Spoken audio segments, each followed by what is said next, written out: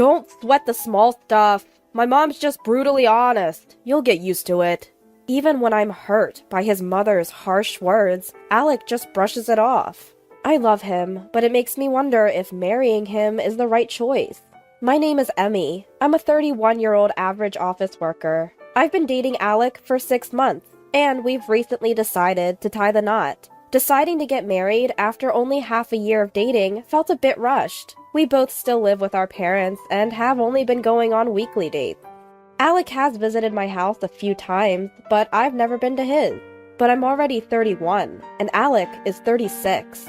At our age, dating naturally leads to talks about marriage. Alec is an only child, but he suggested we get our own place instead of living with his parents. He even said he saved up a down payment. He loves kids and promised to help out with housework and childcare. I have no complaints about Alec. I love him. I was on cloud 9 at that moment, never imagining what would happen at our wedding ceremony. Meeting Alec's parents for the first time was during our pre-wedding visit. I assumed they'd be nice and welcoming, and at first, there were no issues. But then, as we sat down on the living room sofa, his mother blurted out, "You're ugly." What? I was taken aback. You have buck teeth. It's unattractive. I couldn't see it before because of the backlight, but it's quite noticeable. Didn't you get braces as a kid, or is your family too poor? I was stunned by her rapid-fire insults. Well, I don't think it's that bad, I managed to say, holding back my real thoughts. I'd never been self-conscious about my teeth before. No, you look like a monkey. Why did Alec choose someone so ugly? His father has better taste.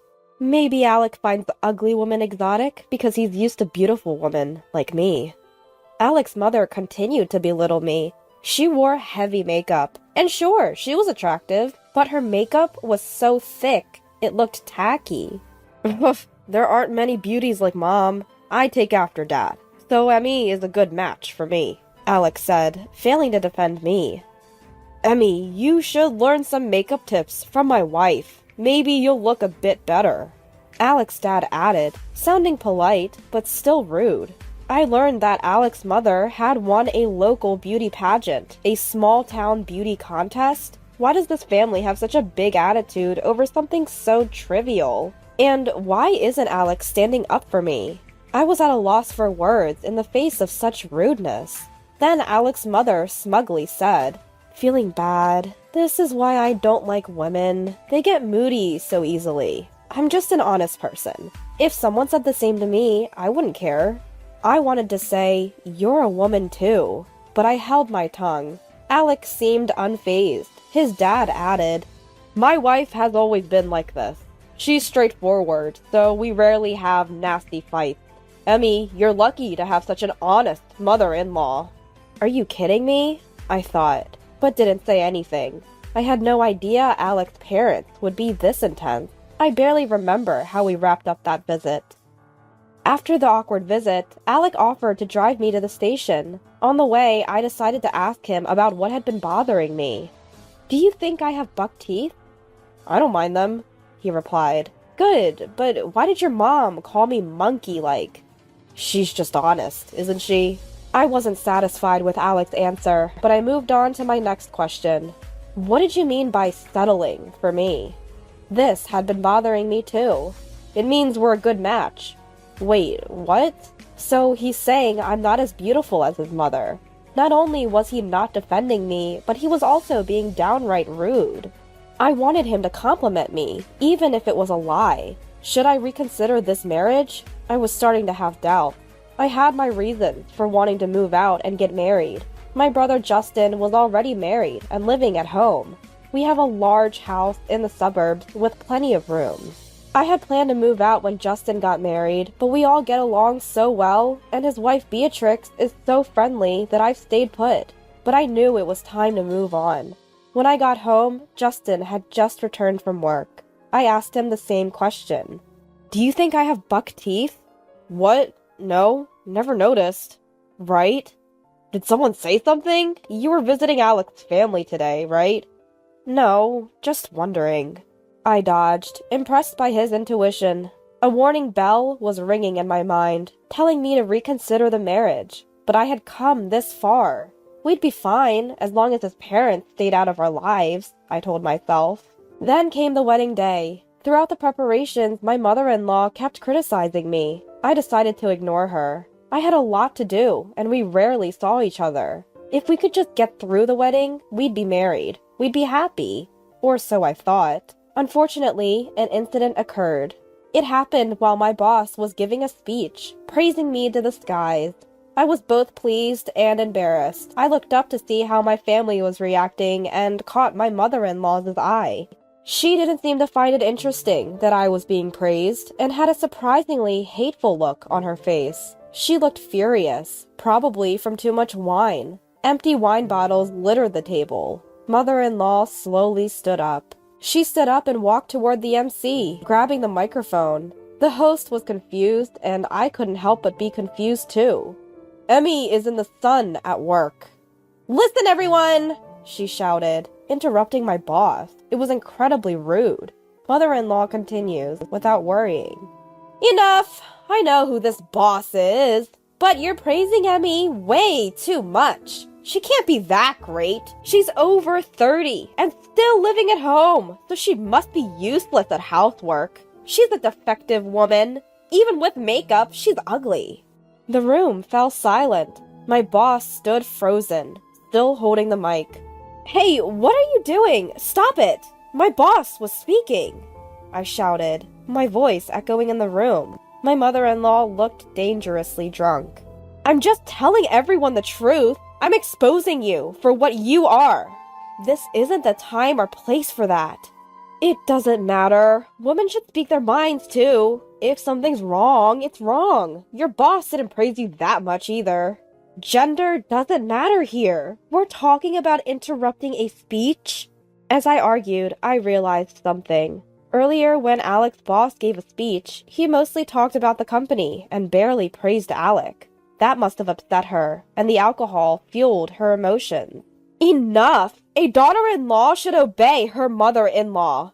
See how cheeky she is? She's not as great as everyone says. But since we've already had the wedding, I guess I'll have to discipline her. Please be kind to my buck-toothed, ugly daughter-in-law.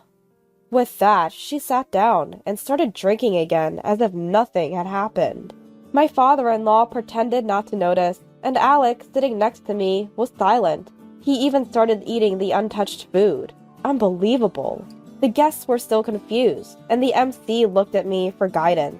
Should we continue the ceremony? The wedding is still in its early stages. I was furious at my mother-in-law's outburst, but I didn't want to ruin the wedding. I hesitated, but nodded. Just as the MC was about to speak, Justin stood up. Is that all you have to say? Beatrix tried to pull him back, but he pushed her hand away. She gave up and mouthed, "Sorry, can't help it," to me. My parents didn't seem to want to stop Justin. They looked ready to confront my mother-in-law themselves.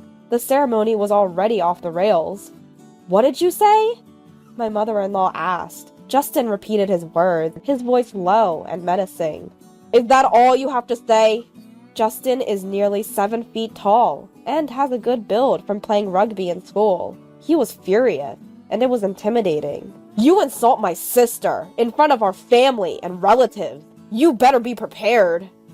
Alex, sitting next to me, jumped out of his seat. He stopped eating his steak and whispered to me, "Hey, Emmy, can you stop your brother-in-law? Is he trying to ruin our wedding?" "What? Your mom already ruined it."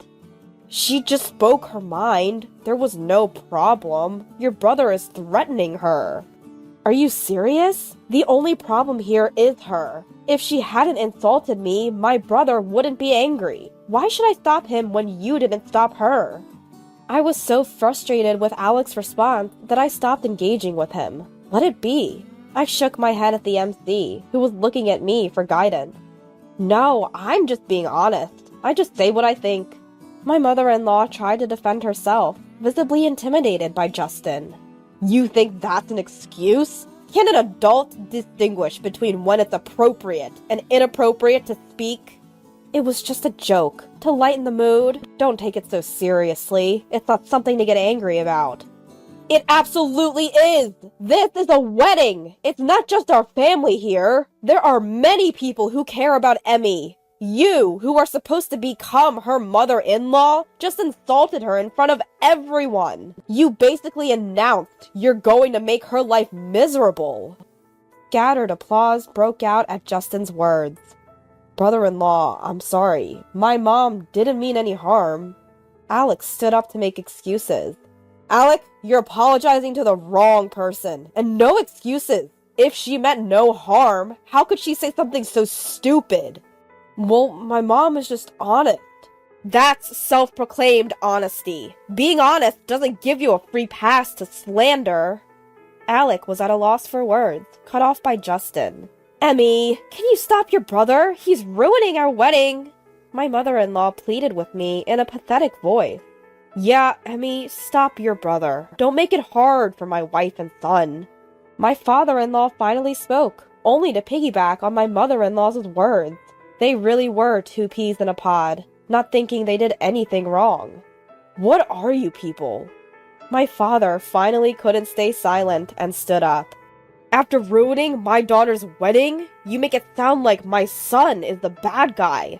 Slander, human rights violations, you must really want to be sued. We're done with family ties, but we'll meet plenty in court.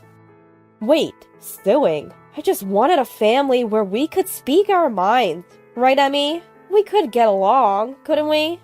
My mother-in-law changed her tune after hearing my father's words, trying to excuse herself in a cloying voice. Her words and attitude were enough to make my anger explode. So, you think it's family-like to unilaterally badmouth your son's wife? To ruin a once-in-a-lifetime event, like a wedding? Well, my mother-in-law was at a loss for words. Glared at by Justin and my father, my in-laws hung their heads in silence. Come on, Emmy. Let's call it quits here. You're making me angry. Alec, completely missing the mood, spoke to me with a defiant attitude. I snorted. He's scared stiff of Justin, but looks down on me? What a loser. What do you mean, stop it? It's ridiculous. I didn't start this, your mom did, and you're blaming me? When I glared at Alec, he looked away. So weak. What did I ever see in this guy? I can't remember anymore. I can't marry you. This wedding is off, I shouted at Alec. Come on, we're in the middle of our wedding. Let's let bygones be bygones. Those aren't words the offender should say to the victim. Ever since I met your mom, I've been thinking we should call off this marriage. I've been too slow to decide. You mean you don't love me? I did love you, which is why I wanted to marry you. I even tried to tolerate your mom. But I realized something. A husband who won't stand up for me at our wedding won't stand up for me ever. When I declared this, a single round of applause echoed in the hushed wedding hall. It was Justin clapping for me. Beatrix, my father, and my mother joined in, and the applause grew louder. Even some of the guests from Alec's side started clapping, probably agreeing that Alec and his parents were out of line. And so the wedding was called off, and divorce discussions began. I hired a lawyer and demanded compensation from Alec for the divorce and a settlement from his mom for defamation. A friend had recorded the whole thing on their phone, so I had solid evidence. Plus, I had as many witnesses as there were guests. There's no way I could lose. I got a hefty settlement from Alec's family, and they paid for the entire wedding. I returned the gifts to my side of the guests, each of whom offered warm words. I've completely cut ties now, but Alec and his parents are in for a tough time. Alec's colleagues and bosses witnessed everything at the wedding, so his work environment must be uncomfortable. Rumors are also spreading about his parents in their neighborhood. I started living alone, feeling a weight lifted off my shoulders. If Justin hadn't stood up for me, I would have somehow finished the wedding and married Alec. I wouldn't be living this peacefully. I should thank Justin for wrecking the wedding.